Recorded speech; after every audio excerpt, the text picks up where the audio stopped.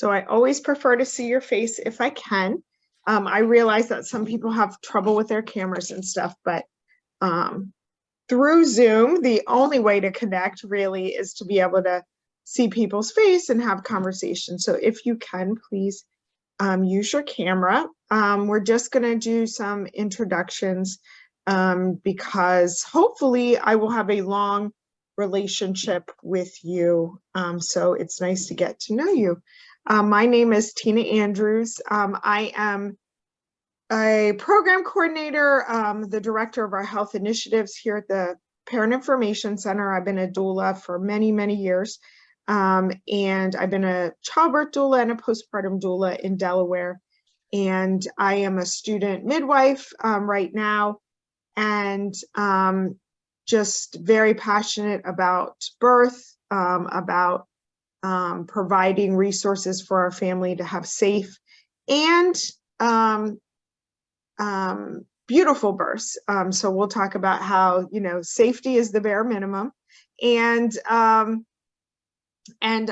have 6 children and lots of animals over here. So you might see some of them, as we go along tonight. We'll see. Miss C, you are first on my screen.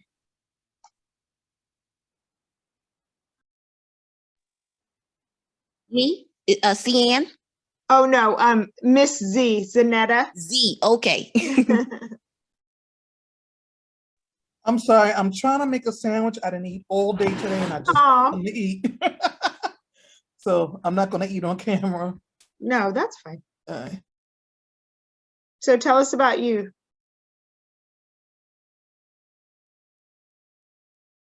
I'm sorry. Good evening, everyone. I'm Ms. Z. I am an AmeriCorps member, and I've been partnered with the doula program at the Parent Information Center. Yes. And also tell me where you are located, because I'm in Wilmington. I'm in Wilmington, Delaware. Yeah. All right. And Cian, you want to go? Sure. My name is Cian. I currently live in Dover. Let's see about me. I'm currently a support broker for JEVS Human Services.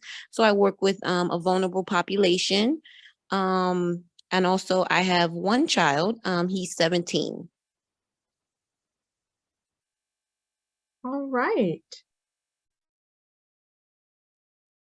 Yes, please, Shamir, you could certainly write. That is fine.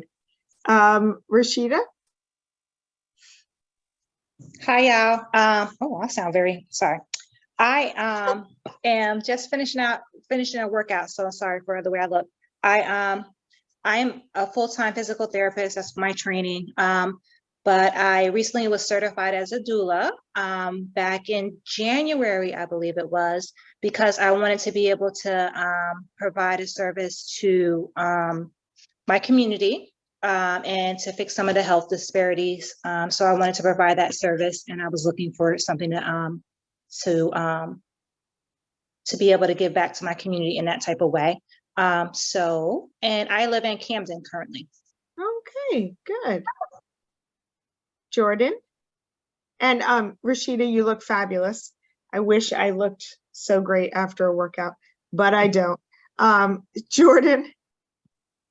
Hi, everyone. My name is Jordan Scott. I work with the Parent Information Center as a part of their AmeriCorps perinatal education program. So we also work alongside the Community Doula program. I have been a doula full-time since October when the AmeriCorps program started, and I love community work. My background is in technical project management, and I really have a passion for public health and community health. So kind of where those two things intersect is my happy place. And I'm also a student midwife. I start midwifery school in January, which is super exciting. Yeah. I will just have ended my schooling, not obviously my career in midwifery. Erica? Hi, everyone. My name is Erica. I'm a community doula. Let's see, I have social work background and I live in Newcastle, Delaware. What else were we supposed to say? Sorry.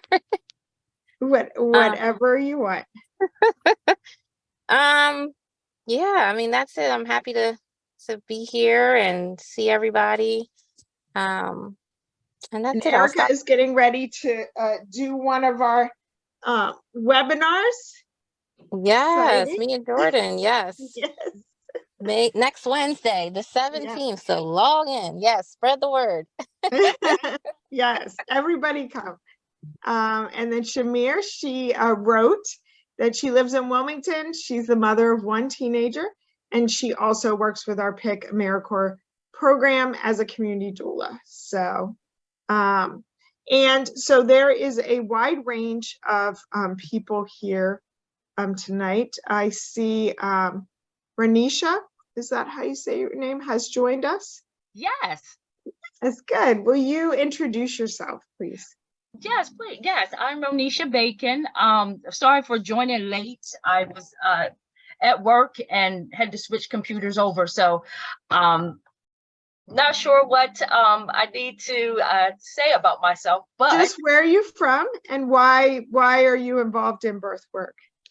I am not involved in birth work, actually. I registered because I want to learn more.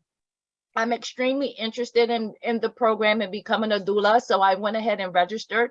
I reached out, I guess almost a year ago, because I had an interest. And then I received the email last week saying there was an orientation. But I am from Delaware. I born and raised in Delaware. I lived in the South for a while, but I've been back in the Newark area for a better part of 15 years now. Okay. Okay, so there is a wide range of us here tonight in terms of who has worked as a doula and who's interested, and who you know is ready right now to join the program. So our AmeriCorps members that are here, after our AmeriCorps year ends, then you will be community doula members, and I mean you will automatically be so because you've already been working in our programs. But I want to explain what the program is, why we started it, and all of that. So let me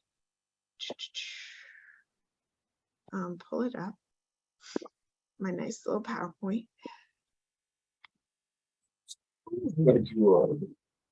Help me with this, so I know what to do.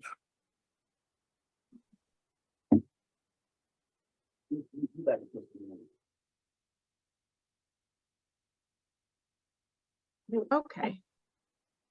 So our program, so the Parent Information Center began 40 years ago. So this is our 40th anniversary year, and there will be an event in December. I hope that you all can come and support us. It has been an amazing 40 years. So the way that we started originally in 1983 was we had what's called our PTI grant. So that's Parent Training and Information Grant. So that grant, every state has one. Some states have more than one organization that holds that grant. It is from the federal government and it is connected to IDEA, which is the Individuals with Disability Education Act. And so we help families of children with special needs to secure resources, educational resources, and help them with IEPs, 504s, and to help their children become you know, adults and transition successfully into their future. As we've gone along, the Parent Information Center, we have acquired more programs because we work with the family. And, you know, we see the needs, we see the challenges. So we also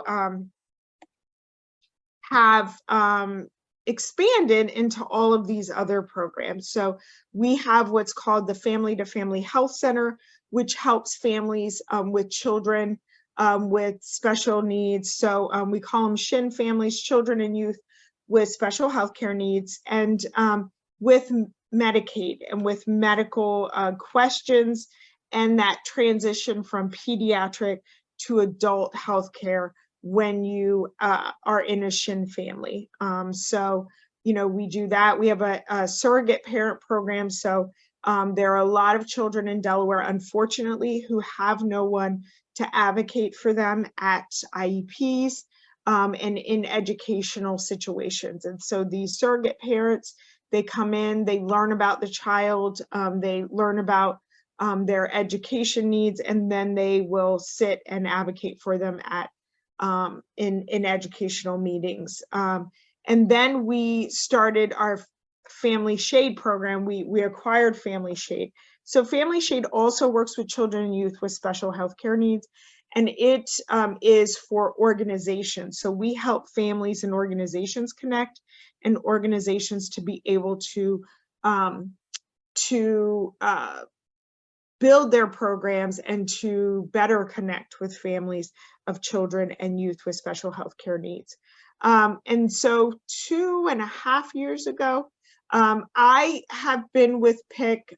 So I worked at PIC 12 years ago, and then I left and became a special education teacher, and I worked with children with autism in middle school. And then I decided to come back to PIC and work in our PTI program. So, but I, as I said, outside of that, have been a doula since 1999. So I had that passion for perinatal health, and I really could see that that really advocacy begins in pregnancy. So if you are helping a family, you know, the perfect time to be able to begin to support that family is during pregnancy, or even before that, during preconception, when they're just thinking about building their family, especially families of color. So for our programs, there is an emphasis on families of color, communities of color, Black women, you know, Indigenous women, and I'm going to ask you, my doulas currently in my AmeriCorps program, and anybody that wants to answer, why is that the population we're focused on in our perinatal programming?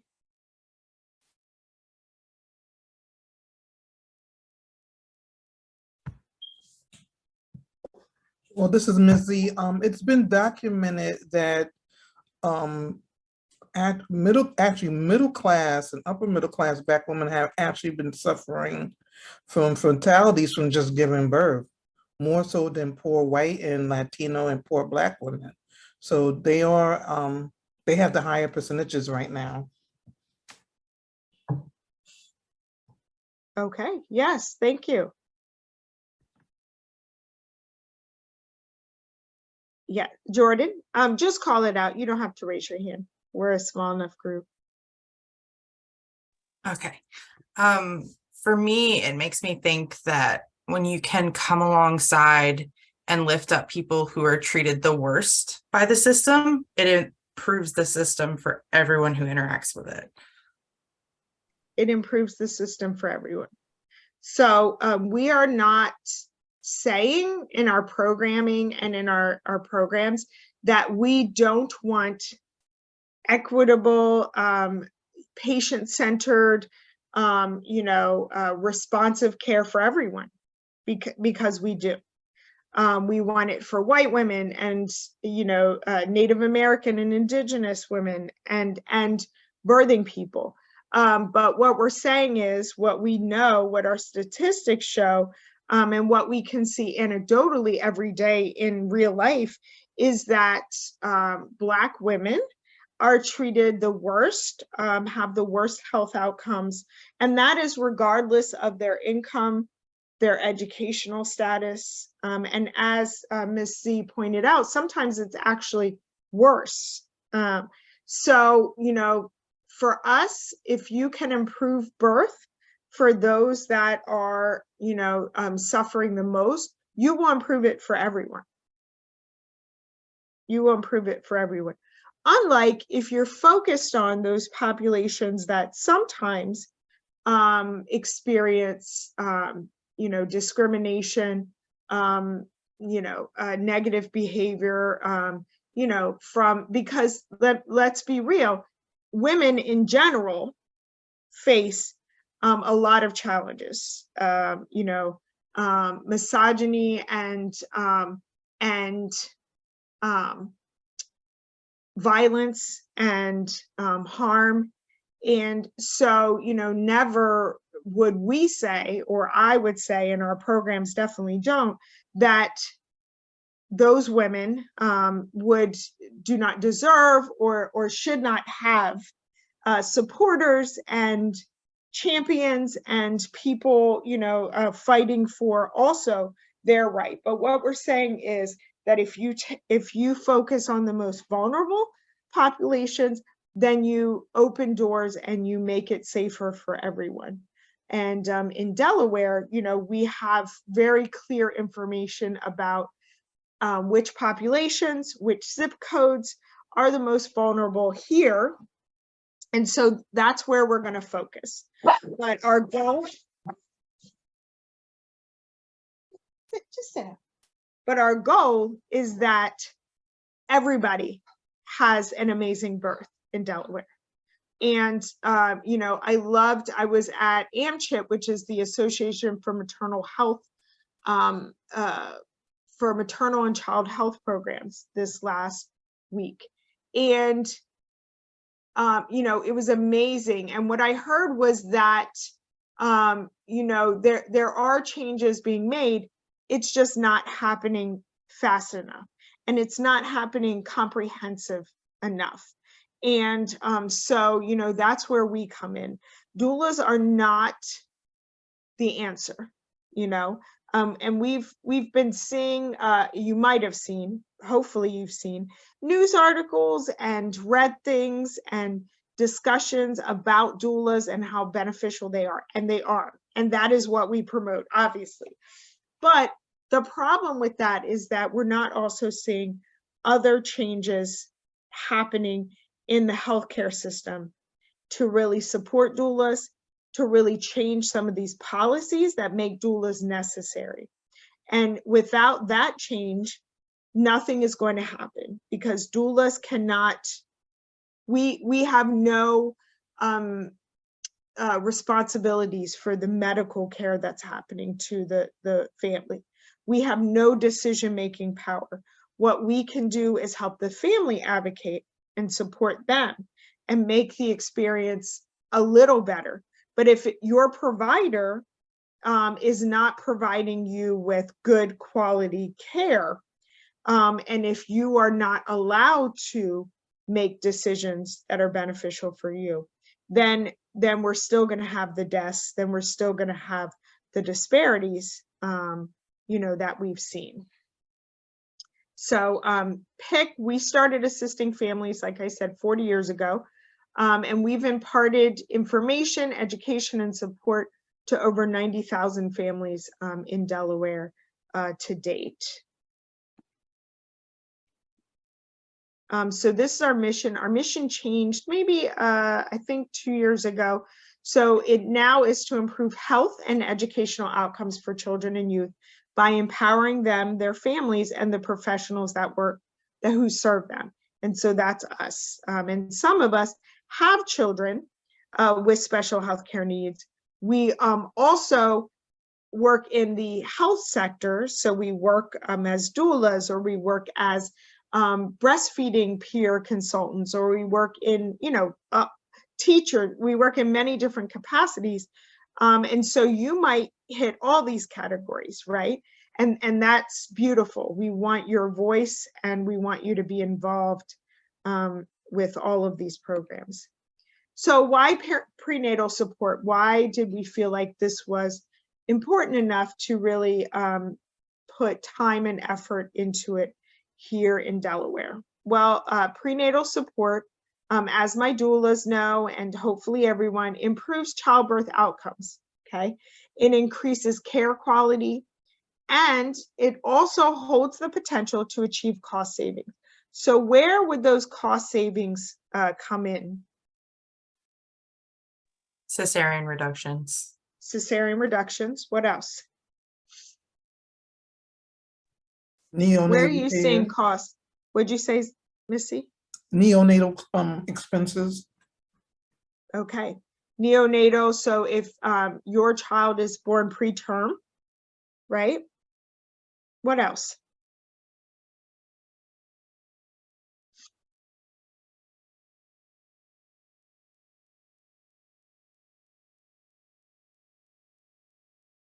Length of labor. Length of labor, yes. And then, you know, we have it up here too, the likelihood of postpartum depression. Okay, so postpartum depression, mood disorders, which Erica and Jordan are going to expound on this week, also cost a lot in terms of workplace loss, in terms of family productivity and, you know, household loss. And in terms of just the loss of some of those intangibles that you can't necessarily quantify. So for example, you know, bonding with your baby, or you know, spending time with your family in that postpartum period. So those kind of things that are lost because of postpartum depression. And we know that having a doula, both in childbirth and in postpartum, decreases the likelihood of having postpartum mood disorders. And then doula care improves the overall satisfaction with the experience, okay? So for us, and with breastfeeding initiation and longevity. So for us, you know, this is one of the key pivotal points. We are working to reduce the maternal mortality and the infant mortality rate. But, you know, that children and mothers, that babies and mothers have not died is not like our goal, okay? You know, that's the bare minimum, or it should be, that's the bare minimum, right? What is our goal as doulas here in Delaware?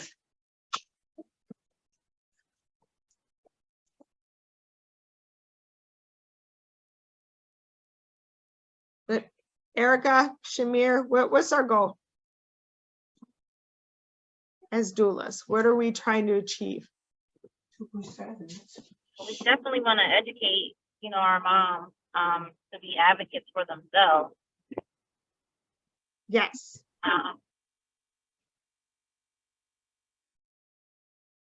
And, you know, our goal is that they have the absolute best birth that they can, right?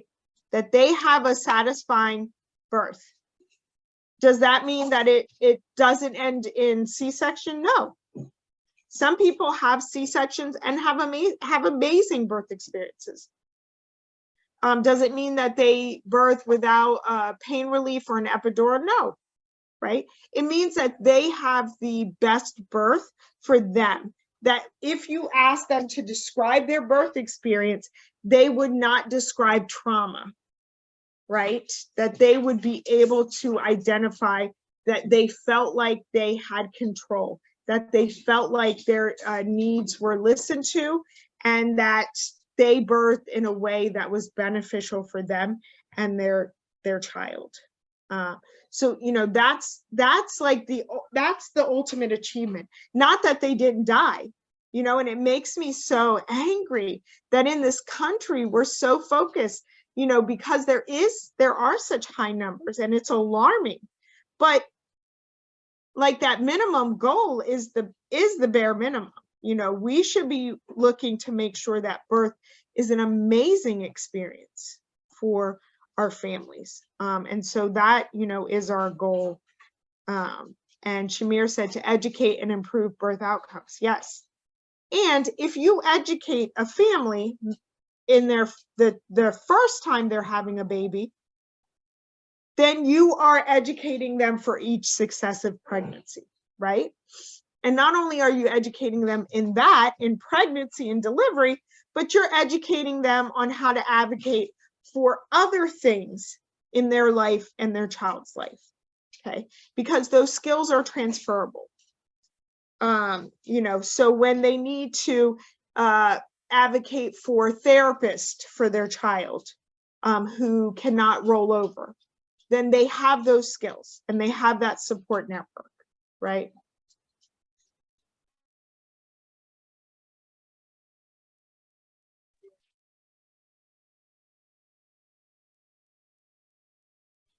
Sorry, having some dog trouble here. So, you know, that's what we're looking for. Anybody have any questions? I see Yolanda joined us. Welcome. Can you just tell us where you're from and what interested you in birth work? Hello, everyone. I am from Newark, Delaware. I am mother of 4, grandmother of 1, and that is what interested me more than anything, watching over Zoom due to COVID, my granddaughter being born and having to watch my daughter be in labor and advocate for herself at the same time. While I was unable to be there to support her is really one of the catalysts of the birth work that I do. Awesome. Thank you so much. Definitely ask any questions throughout. And right now we're just talking about how we got involved as an organization with perinatal support. So why postpartum support? So postpartum support is also essential. Right now there's a lot of focus on doulas during childbirth, but what we're understanding and what we know is that postpartum support is also essential because there are a lot of women and birthing people that have serious challenges in the postpartum period. And that can set the stage for their families' bonding, their families' life experiences. It can change the course of a life.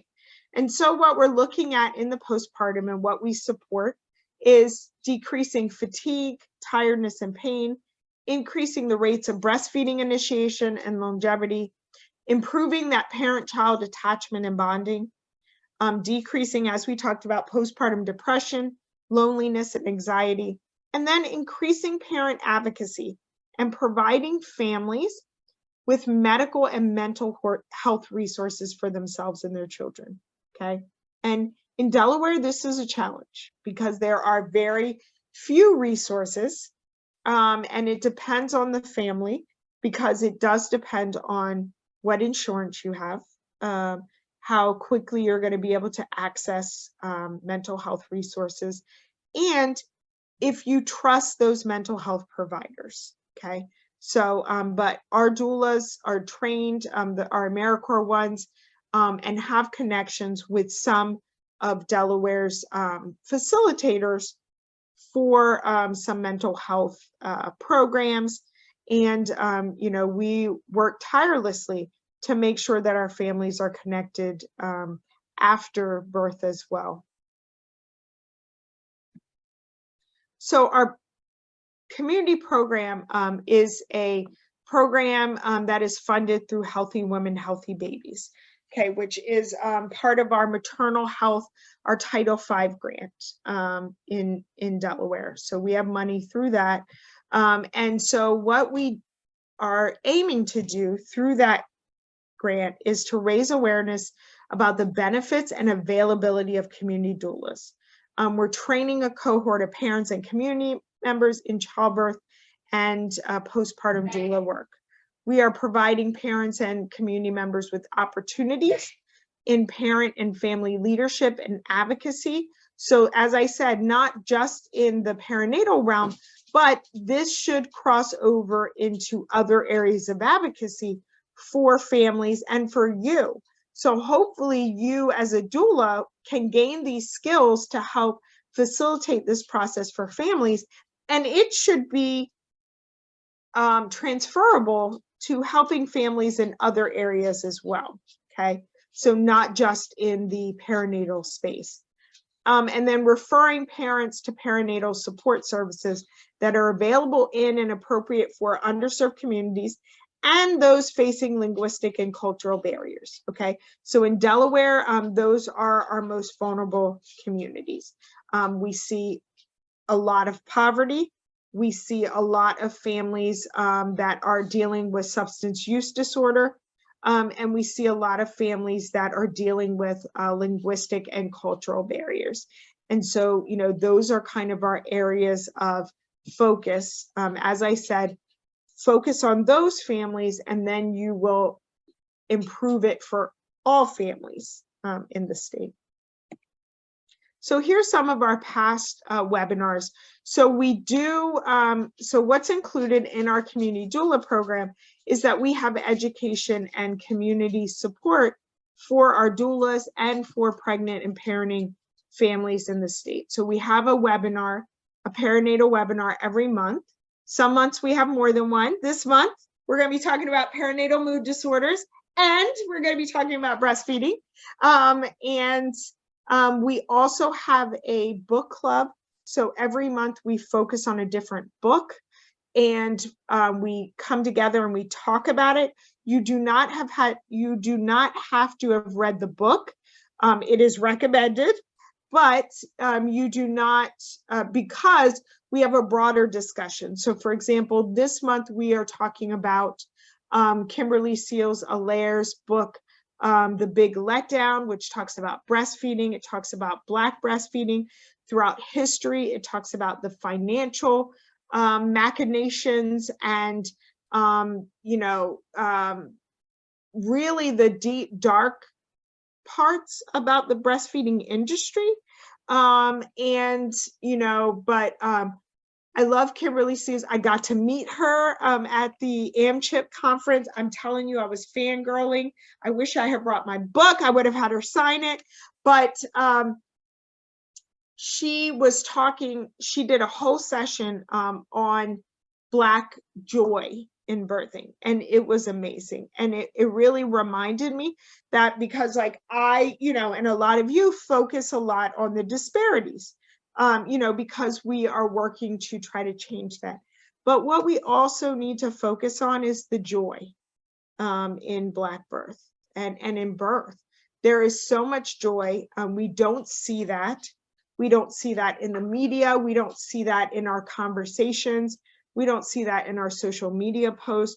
What we see are the negative, and that can really weigh down your spirit, especially if you are pregnant for the first time, or if you have had a particularly challenging experience and then are pregnant again. That, if you fill your spirit with that, then that is what you are going to be taking into the birth. And so I highly recommend, she has a podcast called Birthright, and I highly recommend it. You should definitely check it out. I'll try to remember to send the link. And it focuses on Black joy. That doesn't mean they don't talk about the things happening around it, but the focus is on talking about those experiences, dancing your baby out and having a whole room full of support and laughing as your baby is being born, even if it's preterm and even if there are some challenges. So all of those kind of experiences. So we're looking at that book this month. And then Miss Z and I will be working on our summer book selections for the summer and our perinatal webinars. So those, you can sign up for those on our webpage. It's open to everybody, but our community doulas, we really want to see you taking advantage of that, taking advantage of some of the trainings that we offer. So we have spinning babies coming up.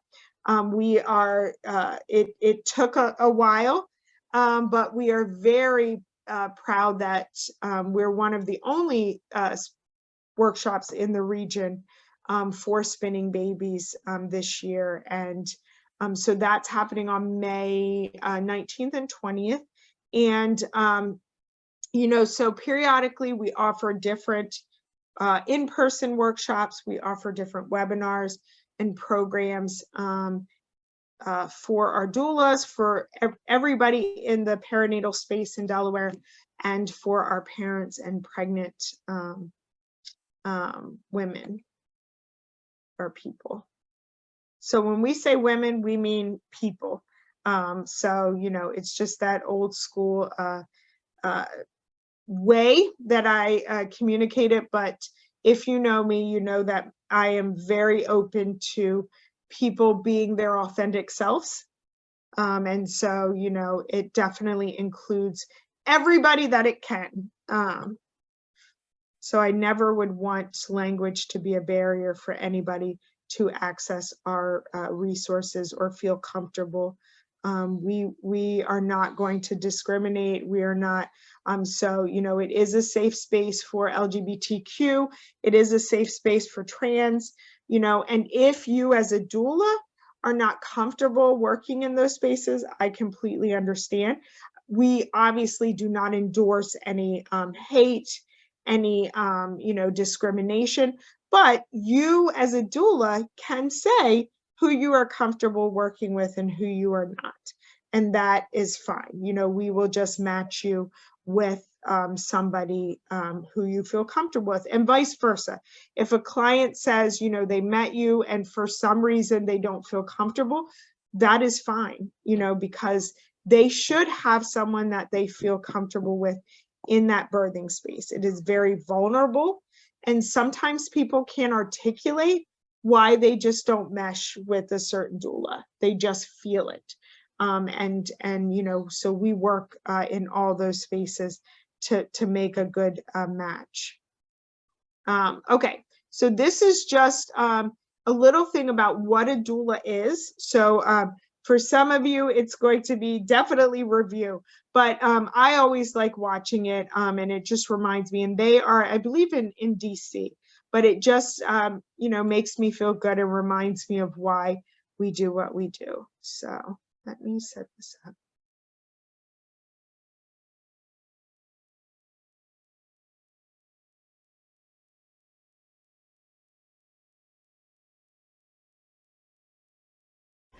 To me, a doula is a person who supports a mom. It is a certified professional that provides not only emotional, physical, but also informational support to a mother. A doula to me is the perfect complement to a midwife. She is there for the mom. Through labor, through birth, and postpartum. Just so that a mother feels that there is a continuous line of support. And I also like to think of myself as a servant to a mother who's going through this amazing journey. She's there to basically essentially help the entire family through the process of labor and birth. Question, so we can get the baby's head up.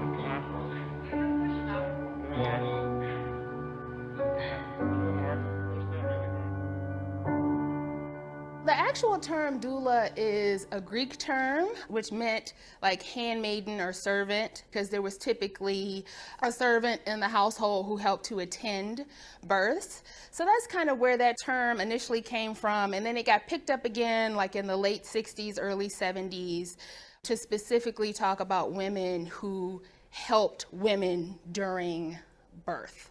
You know, women have been supporting each other through birth since time eternal. And it hasn't always necessarily been called a doula. Traditionally in the South, most of the midwives were Black historically and were referred to as the granny midwives or the grand midwives. And they are really held with kind of keeping midwifery alive in the US. And they often did a lot of the things that doulas do now. So kind of traditionally that role was done by the midwife, and then with someone else kind of from the house supporting. Usually was an older female relative who was familiar with birth, who would also offer you support. I feel like I chose the path to become a doula, one, because I was inspired by being doula myself. I personally felt like my providers did not listen to me when I stated that I did not want certain things to happen. I really felt like the women supported me. I did have a birth plan, but nothing was followed. And me being the caring person that I am, I felt like I can do that same thing to other moms, be their support, their rock, their strength. Whatever they're lacking, I'm there to help them. And that really is just satisfying for me. And I feel as though if I would have been present as a doula, who I am now, in my own birth, a lot of things would not have happened.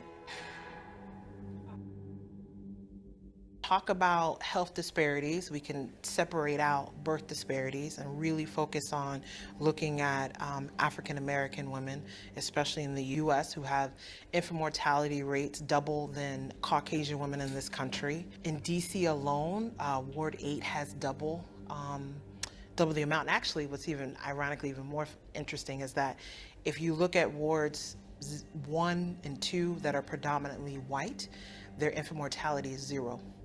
When you get to Ward 8, Ward 7, and even parts of Ward 5, it's double and triple the national average, which would be about 13%.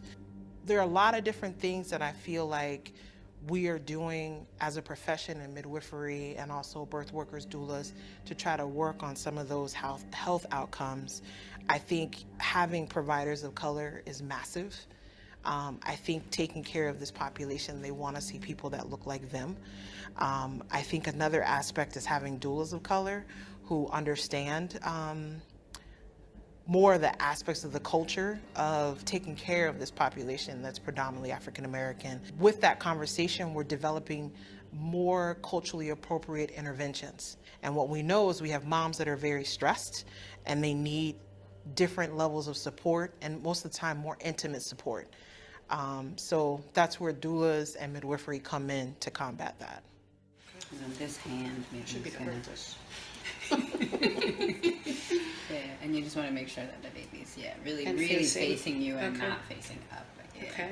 And you can hold your breast with this hand. Like this. Mm-hmm. Oh, okay. Yeah. And you have a really nice.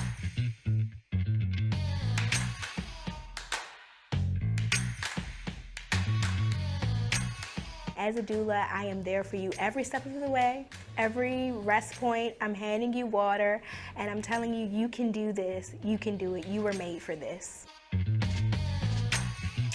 I really felt empowered with the women around me. Having a doula at my birth was like having my mom there, and just to have another woman there and still feel like I had someone there playing the role of my mom was very helpful, and I definitely think it helped me through the birth. My name is Khadija. My name is Munira. My name is Gigi. And I am a doula. And I am a doula. And I am a doula.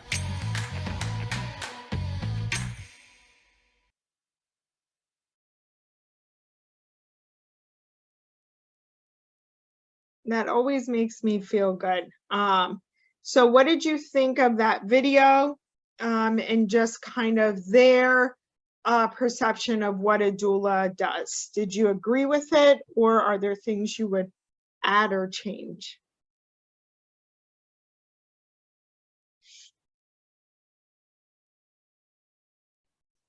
I like when she said, one of the doulas said, they're there for the family, because that's the way I look at it, as a family experience.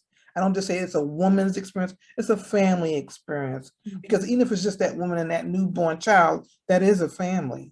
So I'm there to help the family. That's something that I always say about myself. Excellent, yes.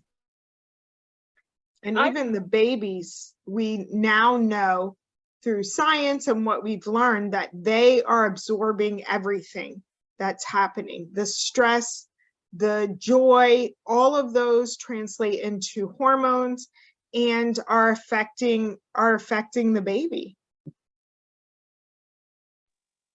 I really felt connected when she was talking about being a doula and being a servant.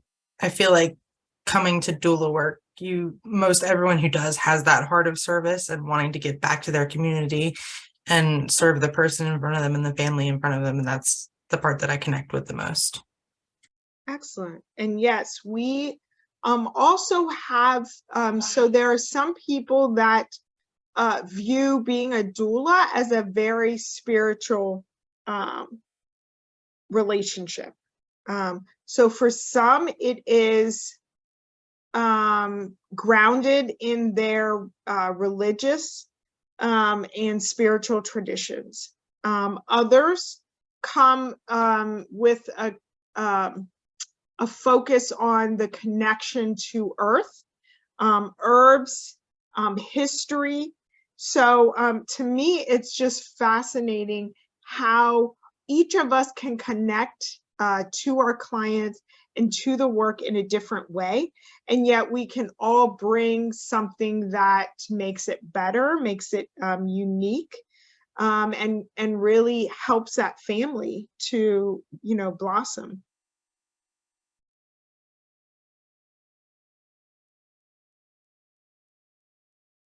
Any other comments?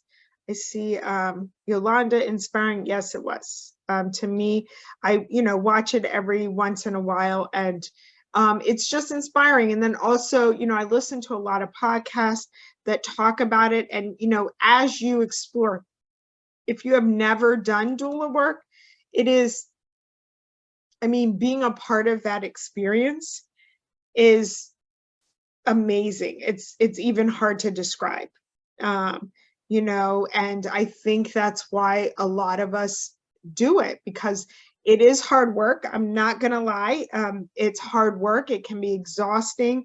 It can be frustrating in the way that it is set up now in hospital systems, because you do have to watch a lot of horrible stuff happening to people. And you feel like you have very little control. But it can also be magic, truly magical. All right, let me come back here.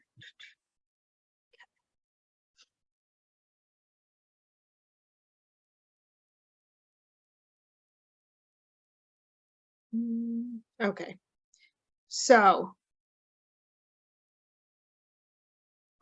we already talked about that. Okay, so what we are going to talk about now is the actual process. So if you are currently a doula, so if you have been through a training program or been certified through DONA, Common Sense Childbirth Institute, Ancient Song, there are many different types of doula programs. We do not narrow it down to one or two, right? So if you have participated in these programs and you feel like you have enough information and enough experience to partner with families, then we will do that. You can fill out our childbirth, community doula childbirth program application. And it's going to ask you like simple question, obviously your name, address, all of that. But it's also going to ask like, your experience, your training, all of those kind of things. Once you fill that out and also fill out what's called a social determinants of health form, then we will, consider you for our community doula program. You can be with other programs. Renisha, I'm going to send it out to you. So I'm going to send after tonight, I'm going to send you an email with all of this information so that you can, just go down and fill it out. So don't worry about that. But once you fill that out, I will send you the social determinants of health form. You need to fill that out. It's like, I think 10 questions. Very simple. That is for our grant through Healthy Women, Healthy Babies. Everybody that participates in our program has to fill that out. And it basically just asks you in the different categories, like, are you struggling to find housing or food or whatever? And the reason is we have our clients fill it out, we fill it out because if you are, that is fine. We want to be able to connect you to resources.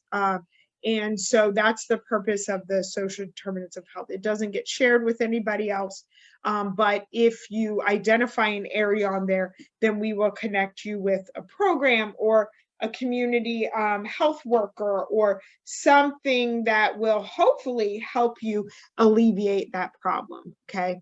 Because that's one avenue where we can identify people that might be struggling and then help them find resources, okay? So you would fill that out, and then we would accept you in the program. Now, if you've not had any experience, you're just, as some of you indicated, exploring becoming it. You've heard about it. You've maybe participated in an informal way through birth of friends or family. And now you're like, I want this kind of a more formalized process or program. We will be having another series of stillbirth day trainings this summer.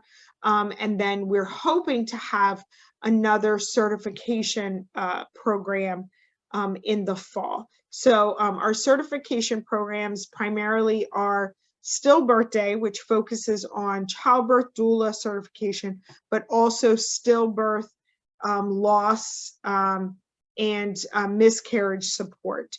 So that is comprehensive, and that's done all online, but we meet every Monday for 2 hours to go in depth on the subjects that are brought up in that certification, and then to also help you connect it to Delaware. So we talk about, like, you know, where are you going to find that information in Delaware? Where are you going to find those support organizations? So here, so that you can really support families in Delaware. So that is 4 sessions, 4 Mondays throughout the summer.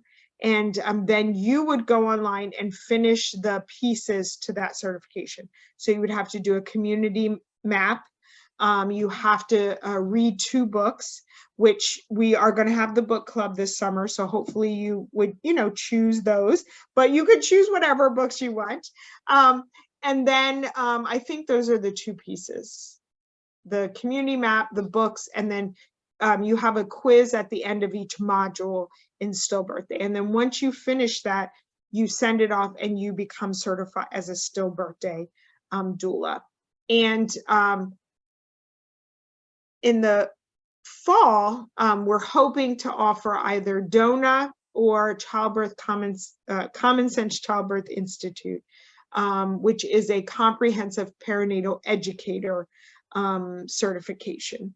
That is dependent on funding. We are always looking for funding to be able to train more doulas and to bring these experiences to more people.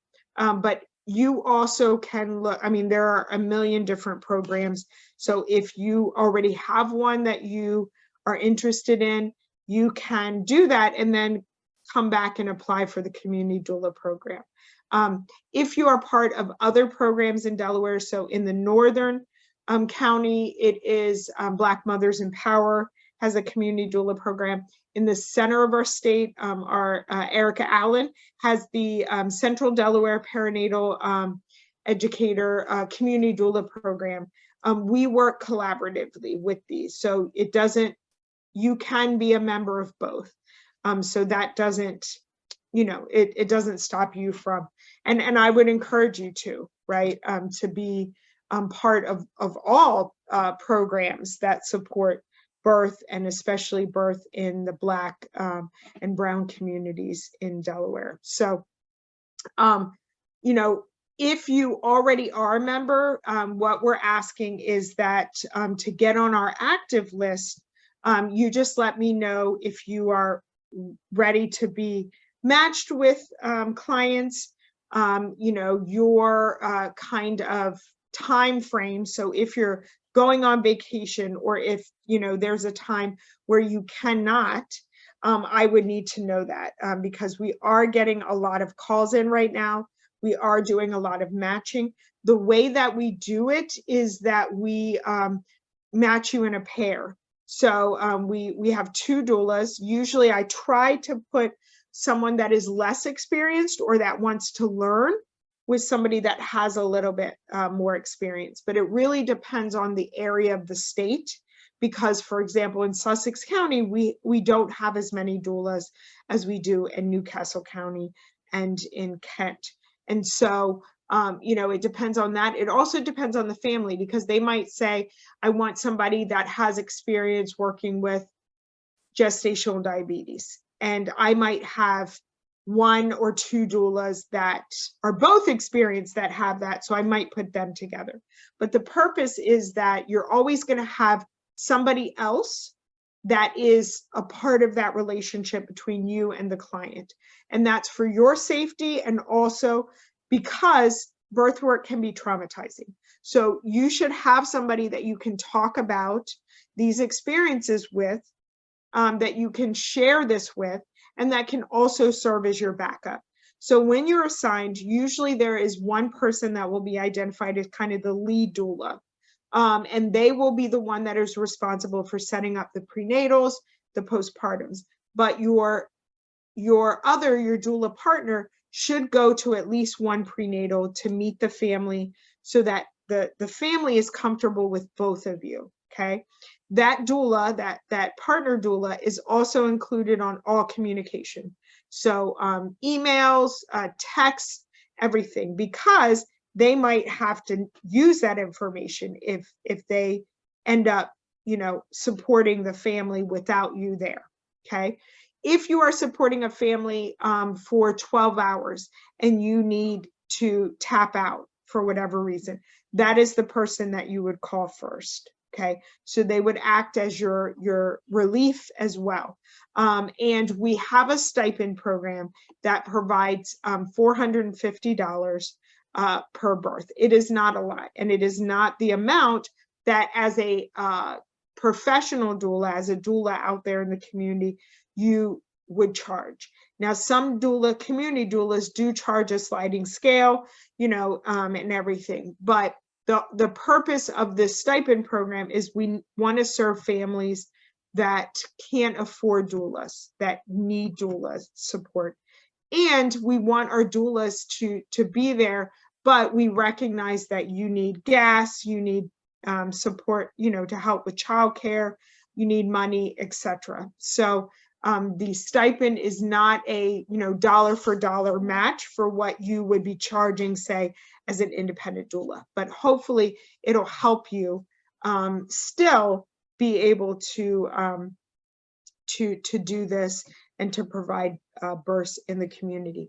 And then we hope that you will use this to build a business for yourself that includes a sliding scale, that includes families that pay the full price that you know, you deserve and should get as a doula, and that you can serve all families in that way throughout the state. So we ask that you meet with the family, you do at least 2 prenatal visits, and you have them fill out a contract. And so this contract basically is an agreement, and that you're going to help them labor, but that you do not do clinical tasks, okay? So you are not there to provide medical support.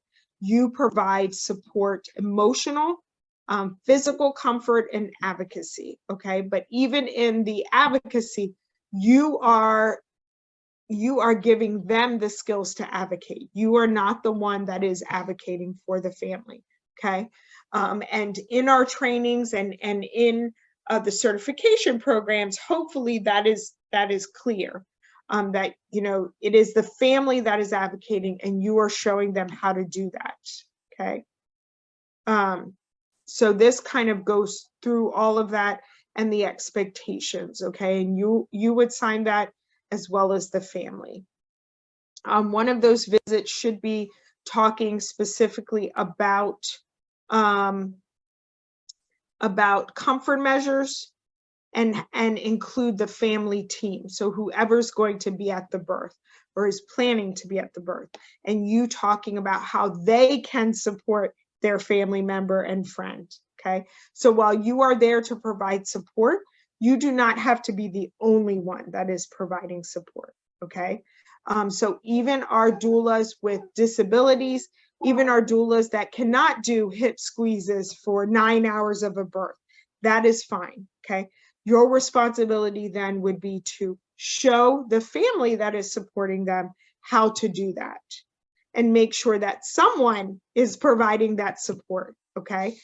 So we've had doulas that support through the phone, you know, do virtual support, and you can be just as effective, but it is a skill. And, you know, you do have to include the family, the professionals in the room, everybody, and show them how to do that, because they're not going to just know. That's why you're there.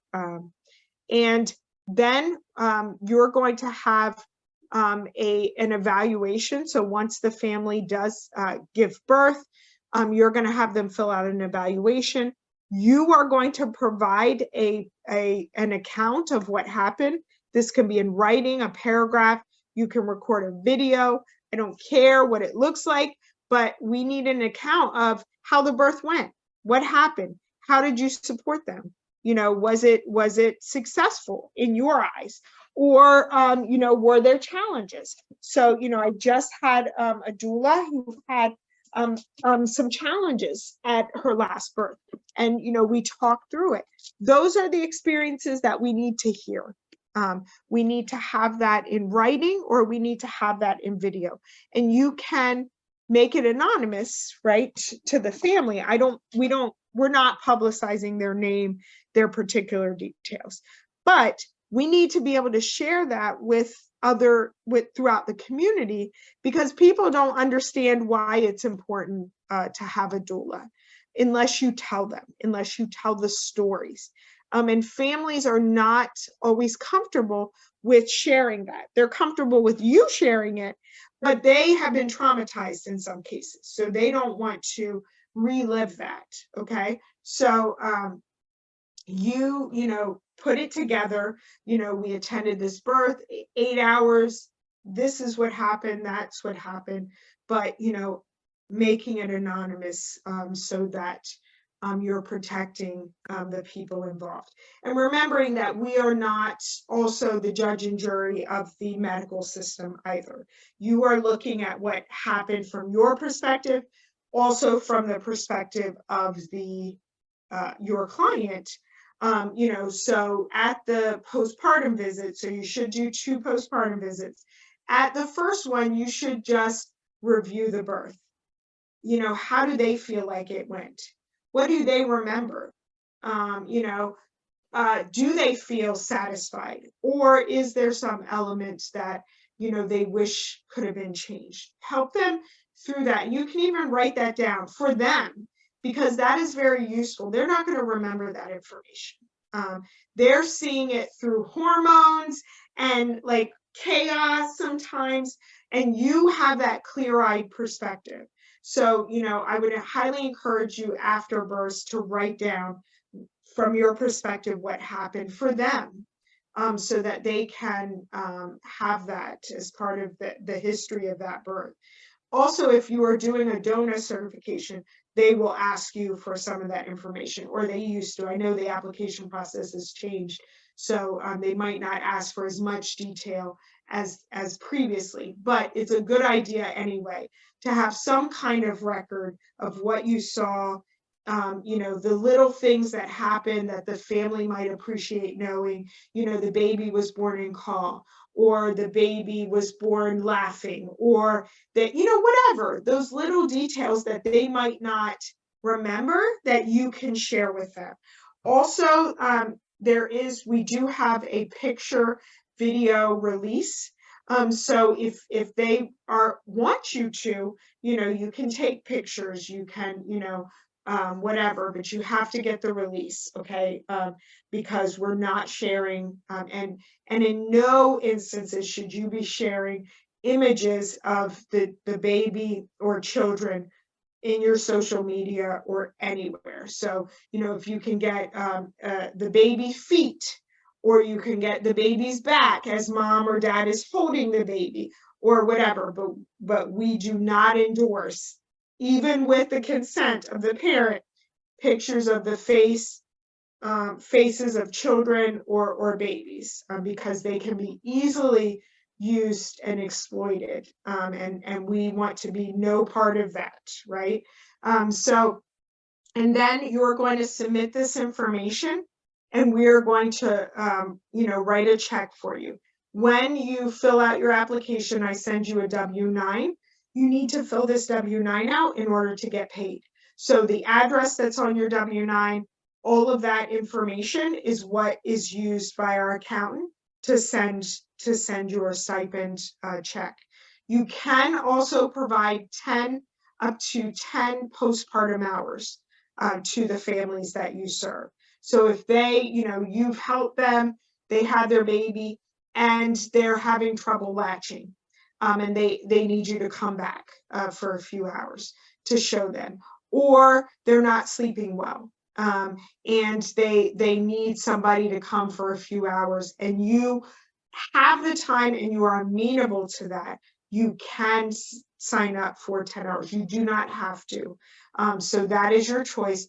If you do that, there is also a postpartum evaluation they would fill out after the 10 hours are completed, and you could submit that too for the extra. It's, I believe, $20 an hour, so the extra $200 for that. So I'm going to open it up to questions. Let me know what I have missed, and any questions that you might have.